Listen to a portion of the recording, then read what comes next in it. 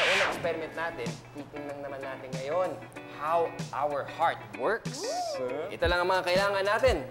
Okay, kailangan lang natin ng maliit na jar o garapon na may laman tubig. Kailangan natin ng food coloring, rubber balloon, toothpick, straw, an extra bowl, tape, gunting. So first, gugupitin natin ang balloon somewhere here. Lagyan ng Ate Shai, pakilagay naman ng food color.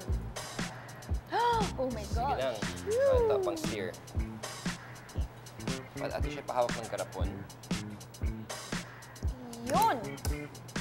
Okay, sealed naman siya. No? Mukhang tight naman siya. Sakto. Gagamitin natin siya ngayon na toothpick para mag-punch ng hole. Dalawang butas. 1, 2. Tapos, sa bawat butas, nalagyan natin ng dalawang straw. Yun.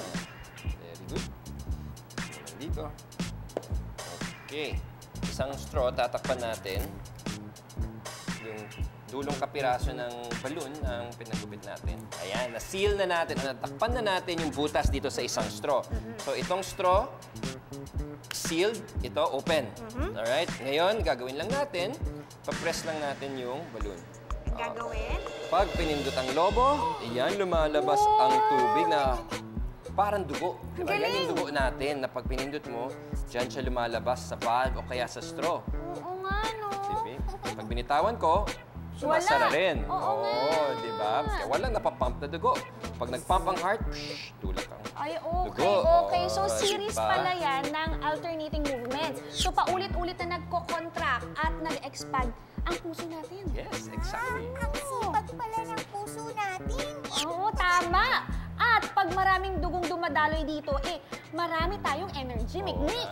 Oo. Imagine na maraming maliliit na straw sa katawan natin. Yun yung mga ugat natin, di ba? Pwede rin silang bumara kung kain tayo ng kain ng mga matatabang foods, high in cholesterol, di ba?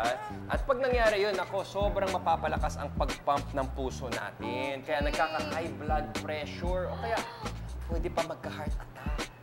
Delikado. Ganun pala yun. Kaya, I believers para maiwasan yung baradong ugat, dapat bawasan natin yung pagkain ng mga matataba at kumain tayo ng healthy food tulad ng bawang.